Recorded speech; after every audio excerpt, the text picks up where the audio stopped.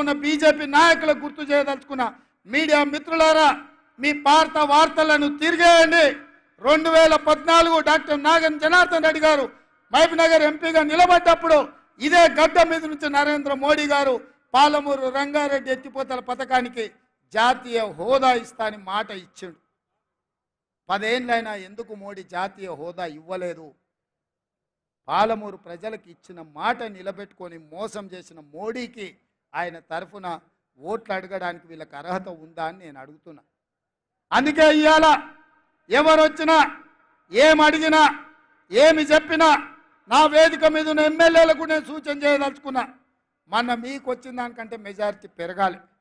ఆనాడు మీరు చేసిన కష్టానికంటే ఇవాళ 2 గ్రామాలు తిరగాలి, కార్యకర్తల దగ్గరికి పోవాలి.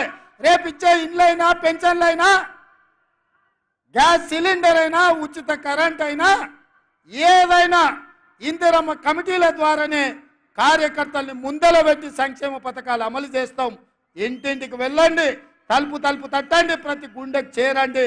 మా ప్రభుత్వంలో పేదలకు అండగా నిలబడుతుందని చెప్పండి. ఎమ్మెల్సీ ఎన్నికల్లో కూడా కాంగ్రెస్ పార్టీని గెలిపించండి. మీ బిల్లులు ఇప్పించే బాధ్యత జీవన్ తీసుకుంటాడు. మీకు అండగా నిలబడడానికి పార్టీ ఉంటుందని తెలియజేస్తున్నా. ఇవాళ ఈ జిల్లా నుంచి 2 సీట్లు గెలిపించాలి. 2 సీట్లు గెలిపించాలంటే మీరు కష్టపడాలి. మీరు ఎవ్వరూ సెలవు తీసుకోనికే లేదు, విరామం అడగనికే లేదు. ప్రతిరోజు ప్రతి నిమిషం కష్టపడాలి. కష్టపడడానికి సిద్ధమా మిత్రులారా? సిద్ధమా? సిద్ధమా? సిద్ధమా?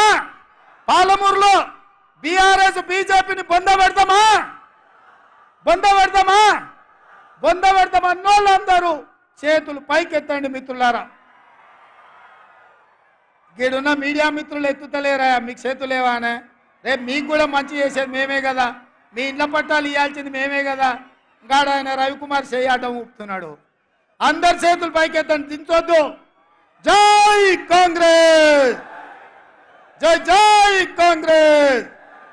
హస్తం గుర్తుకే, హస్తం గుర్తుకే, హస్తం గుర్తుకే. ధన్యవాదాలు మిత్రులారా.